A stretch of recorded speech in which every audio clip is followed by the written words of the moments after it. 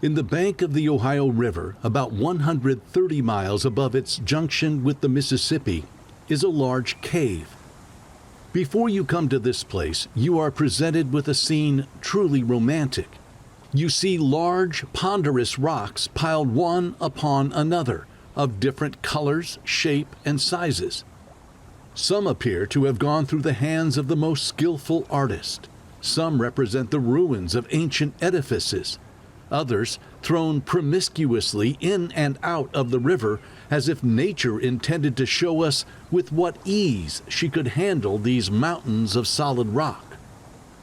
After a small relief from this scene, you come to a second, which is something familiar to the first. And here you discover the cave.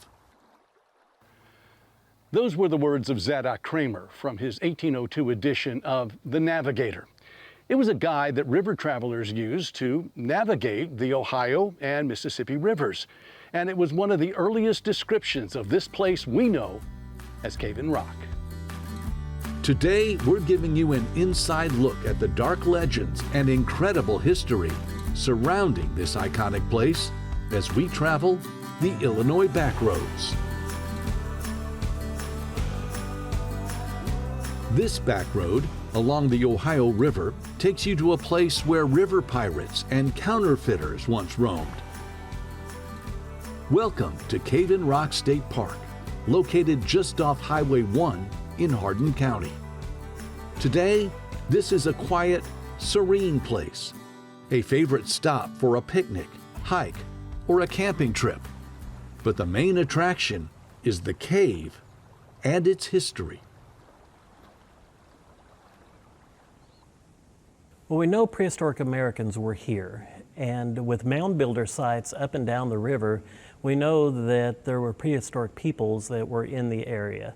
And over the years, they've found some artifacts in the area, the immediate area. One of the artifacts being a small idol that was found when a man was digging up his garden on a house site up on the bluffs above the cave.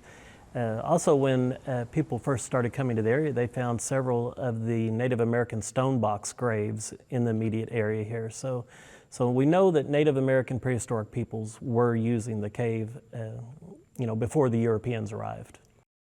Local historian Todd Carr has been researching the cave and the surrounding area since the turn of the century. Geologists believe pressurized groundwater or an underground river carved the cave over time, but this 3-foot-wide path at its mouth was carved by hand, likely by Native Americans who called this cavern the habitation of the Great Spirit. In the early 1800s, Englishman Fortescue Cumming saw the cave for the first time. He described it as one of the finest grottos or caverns I have ever seen, resembling the choir of a large church. We don't know if Cumming was familiar with the history of the cave or if he was familiar with the inhabitants here in the late 1700s. But what we do know is the people who were in the cave were no choir boys, and this was not a place for hope or redemption. A gang of pirates arrived at the cave in the late 1700s. They would lure river travelers into the cave, steal their belongings, and often take their lives. River piracy on the Ohio River here at the cave was only from about 1797 to 1799. It's the late 1700s that these river pirates are operating. There are other records that kind of support these legends that we hear at Cave-in Rock, right? Well, Captain Young and his regulators actually were responsible for driving Samuel Mason to here, because prior to 1797, they were operating out of Red Banks, Kentucky, which is where Henderson, Kentucky is today. And they had a whole colony of counterfeiters and horse thieves and criminals there. And the people of Kentucky came together and again formed a vigilante group and drove them from Red Banks. Well, they essentially just drove them downriver to here. Samuel Mason was a former Revolutionary War veteran, a militia leader, and a justice of the peace who turned to a life of crime. Cave-in Rock became his base of operations. Some people say he was a gentleman robber. He never robbed anyone of everything they had. He would always give a little back to them. Now, other people say he was a murderer. Different views depending on who you read. Yes. Marty Kaler is the Cave in Rock Village president and the concessionaire at Cave in Rock State Park. He was also part of a History Channel documentary shot at the park in 1998 and released a year later. It was awesome. I was mayor at Cave in Rock at the time, and Gary Foreman Productions out of Chicago contacted me, and he said, you know, would you help us? And I said, yeah, I'll help you in any way. Well, the night before, he called and he said, shave your beard, you're going to be Samuel Mason. And I thought I would just be like an Indian in the background or you know, whatever, but it was awesome. The portrayal of Samuel Mason that I portrayed was he was a gentleman robber. Others have a more sinister view of Mason, describing him and his gang members as cutthroats who captured and plundered riverboats, seldom leaving survivors. But what made Cave in Rock and this part of the Ohio so lucrative for a river pirate operation? We're talking about a time before steamboats. And so these flatboats were one-way trips. And so the settled areas north, upriver from here and northeast of here, people were coming downriver and down in the Illinois Territory. We're talking before it was settled, before this Illinois was a state, and really before it was even a territory, is the time period we're talking about. Late 1700s, early 1800s was the time period for this river piracy. So there wasn't very many people living here. So, and this cave provided a natural grotto here for you to live in and to operate out of, gave you protection. And even if you were attacked, it also gave you some protection, to fight back against someone that was coming to attack you. How much of that is based on history and how much of that is just legend that's been handed down? Can we verify any of that? A lot of the river pirates and the outlaws that use the cave are in folklore and we don't really have anything, historic facts to prove that they were here. But Samuel Mason was a river pirate, and when you think about the river piracy, people floating on the river in flatboats and people luring them to the shore and robbing and killing them, it's really Samuel Mason and his gang that was operating at the cave that you think about that. And it's really a short period of time. In 1808, Thomas Ashe published a book called Travels in America. It detailed his visit to Cave in Rock, among other places. Modern historians say many of his accounts seem fictionalized or exaggerated. But one tale has been passed down through generations. It involves a man named James Wilson. Now, some historians believe that James Wilson was an alias for Samuel Mason. But according to folklore, he had a sign out in front of the cave that said Wilson's Liquor Vault and House of Entertainment. And of course, the offering liquid refreshment in the House of Entertainment would have been prostitution going on here. And like I said, some historians think that that's an alias for Samuel Mason. Well, on the squatter's map for Illinois, prior to it becoming a state, where Elizabethtown is today, there was actually an entry in the squatter's map for a James Wilson that had land there in the early 1800s. And there is a log cabin that used to sit in Elizabethtown, old log cabin, that for years has been known as the River Pirates Cabin. And it's in the same area where James Wilson had his entry in the squatter's map. And so that log cabin today has been rebuilt and is at the Pioneer Village in Harrisburg. You can go visit it today, and there's a sign out front that talks about the River Pirates cabin.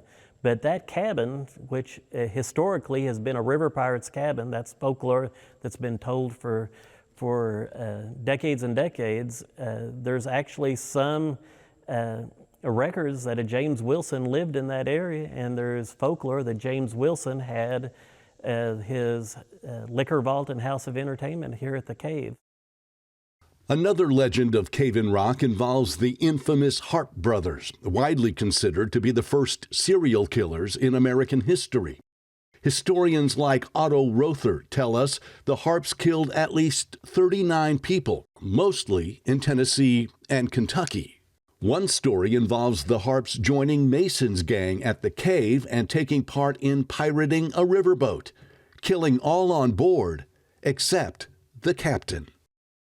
The river pirates were out in front of the cave around a fire celebrating the capture of that boat and what they were able to do that day. The Harpe brothers took that captain to the top of the bluff above the cave, and they tied him naked to the back of a horse, blindfolded a horse, and then caused that horse to go galloping off the end of the bluff, and that horse and the naked captain on horseback landed at the foot of the cave in front of all of those river pirates where they were supposedly celebrating, the hijacking of this boat.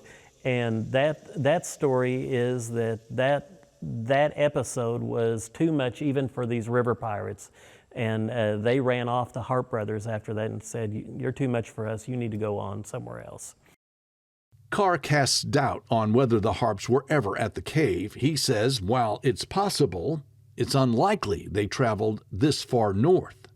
So if they were here during that period of time, they would have had to leave southern Kentucky, come up to Illinois, spend some time up here with the Mason gang, and then the next time they're discovered is down in northern Tennessee. It's not very likely that they were here. They probably didn't travel up here, do this, and then travel to Tennessee.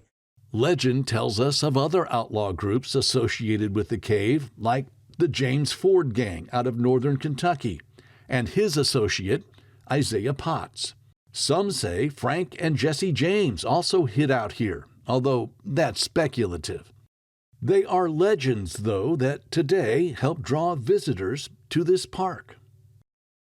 And then there's a lot of history that goes with this site, good, some bad. And there's all manner of different opinions on what actually transpired. Eric McCluskey is the site superintendent at Cave-in Rock State Park. That history, how does that help with drawing visitors to the cave? Well, there's a lot of people, and it amazes me the actual visitors that we get that come here for specifically nothing other than to see the cave because of that history. You've got, for good or bad, there were a lot of notorious people that supposedly called this cave home. That outlaw history has drawn Hollywood filmmakers to the cave. The 1962 classic, How the West Was Won, features a segment on the river pirate lair, although most of the filming was done at nearby Battery Rock. In that MGM epic, Walter Brennan plays a character based on Samuel Mason. 6 years earlier, Walt Disney produced a movie about the legendary river pirates, including the characters Samuel Mason and the Harpe brothers. Davy Crockett and the River Pirates shows many scenes filmed at the cave. But the cave's interesting history doesn't end with the outlaw legends. Back in those times, shelter was at a premium, anywhere you could find it, and this is the ultimate shelter here.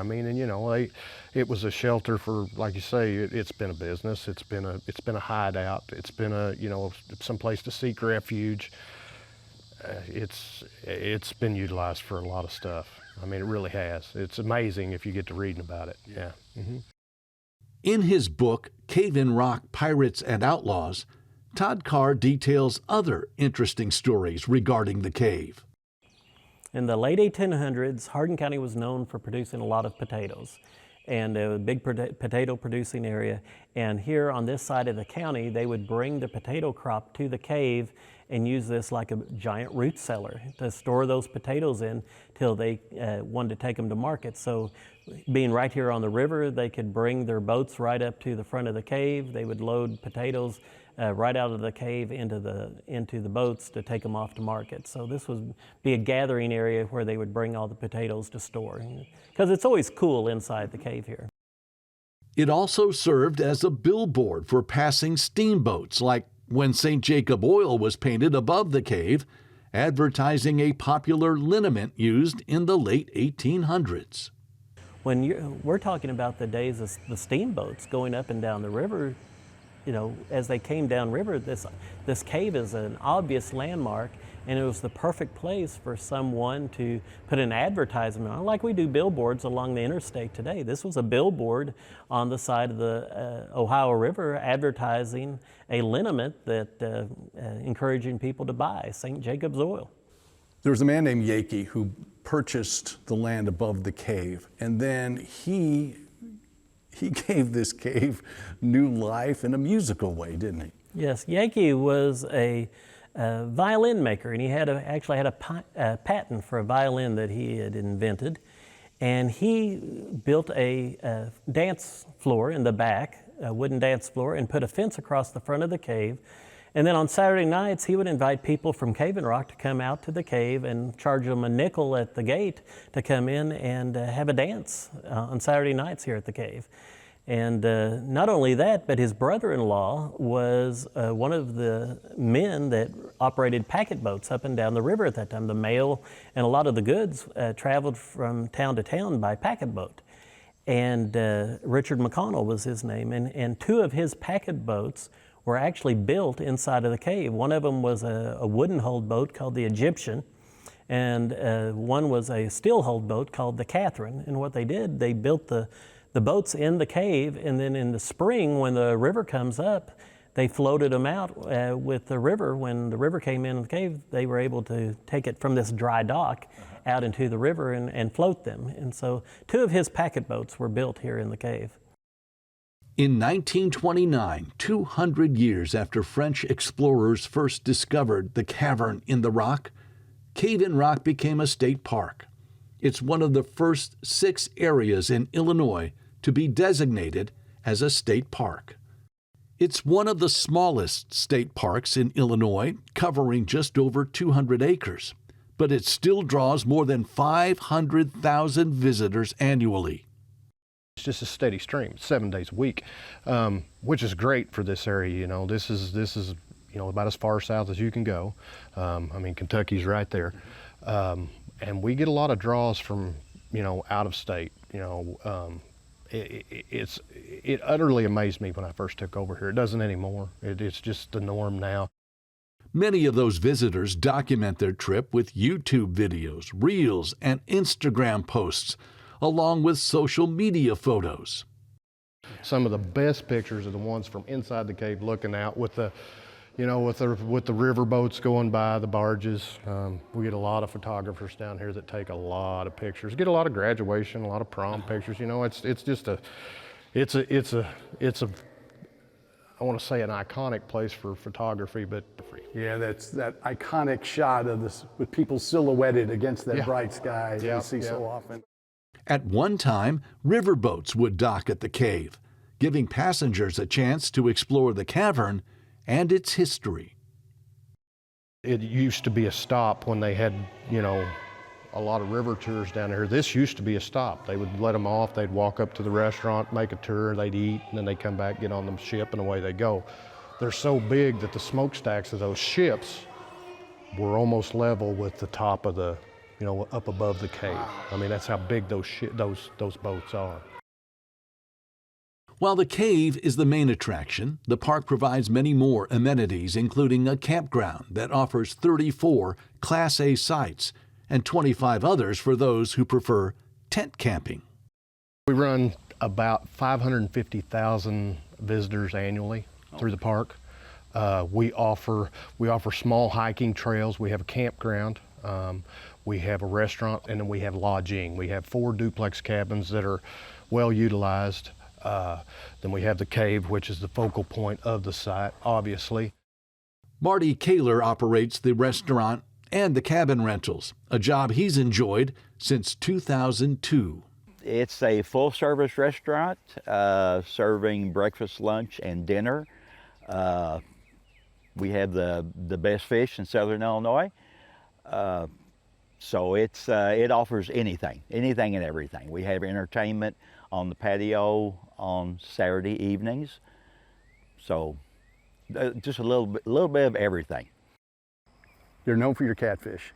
Is there a secret to your catfish? My dad's recipe. So he handed that down to you and you've kept it going? Yeah. Yeah. So you've taken that family recipe and kept it all these years? And Well, I took his recipe and I tweaked it a little bit to make it my own, and it's great. that's the good recipes, right? You find a recipe, you give it your own spin. Yes, absolutely. Yeah. All Yeah. right. Restaurant and our cabins up there, Marty does a phenomenal job. And it's unbelievable how many people he actually runs through that restaurant. Really is. We're lucky to have it in this part of the world. We really are. It's all about the catfish. It is. It is. I mean, it really is. I mean, people love it. They come from a long way just to eat the catfish. If you're considering a trip to Cave-in Rock State Park, McCluskey says there are a few things to consider before hiking to the cave, starting from the ground up. I would tell everybody that's coming here is make sure you have good footwear. And why I say that is because this cave is underground, it stays wet, and it's very slick. And those rocks that river just polishes those rocks so they're like glass. So when you put that and water and mud on them, it's really slick. So if I could give anybody any tip, get some really good footwear and pay attention and watch your step. Many say a trip to Cave-in Rock is not complete without a ride across the Ohio River on the ferry. And the Cave-in Rock Ferry is the only remaining ferry on the Ohio River. The Lonnie Joe takes nearly 500 vehicles a day across this river. It connects Illinois Route 1 to Kentucky Route 91. It's a vital service for Illinois and Kentucky. Some people live in Illinois and they work in Kentucky at the hospital. Some people live in Kentucky and work in Illinois at the quarries. So it's a vital link. When the ferry has to close, like during the flood, people would have to drive an extra hour just to get, to their destination. So it's a vital link. The ferry is a free service and operates from 6 in the morning until 10 at night, 7 days a week. And while you're in town, you can't help but notice these multicolored bicycles. They're not for personal use, but serve as an artistic statement to brighten the small village and draw attention to various causes. That idea was brought up from Florida by an older couple that lived in Cave-in Rock. And the different colors of the bicycles represent a different woman's health issue. Still, the big draw continues to be the cave and its legendary history, whether fact or fable. With the cave being part of the state park system and being, again, on public land here, a lot of tourists come to see the cave. Perhaps they've heard about the cave, from river piracy. There's some signage around that lets you know about the river pirate history here at the cave. And so a lot of tourists come to the area, and this is one of the sites that most tourists want to come and see is the cave. And it's beautiful right here on the banks of the Ohio River. It's just a short hike down to the cave from, the parking lot in the cave, or in the state park. And a lot safer than it was in the days of Samuel Yeah, Mason. it's a lot safer now than it used to be. Southern Illinois historian John W. Allen described the area this way. Today, only the natural beauty of the historic spot remains, clothed in mystery. In the hollow silence of the cave, a visitor can let a vivid imagination run riot. He can dream little that will be beyond what actually happened. If you want to learn more about Cave-in Rock and its rich history, I have a couple of books to suggest to you. You can pick them up at your local library. The first is Cave-in Rock, Pirates and Outlaws, written by Todd Carr. The second is the classic Outlaws of Cave-in Rock, written by Otto Rothert. Rothert ends his book with a poem called The Outlaw, written by Charles Jones back in 1835. It closes this way. Yon arching cave is lonely now, the tenants of its holds have fled, or on the hilltop's rocky brow, are sleeping with the dead. No more these caverns' walls will ring with sounds of mirth and rioting, and peacefully, along the tide, the laden barks will slowly glide. And travelers with curious eyes will view its chambers in surprise, and scarce believe that where they stand was heard the clash of brand on brand, and yonder yawning cavern's gloom the outlaw's dwelling and his tomb. But rather all they'll hear they'll deem a fable or a fairy dream. If you want more information on Cave-in Rock State Park, simply scan this QR code. It will take you to the park's website. There, you'll find useful information on lodging, camping, directions, and other resources to help you discover sites along the Illinois Backroads.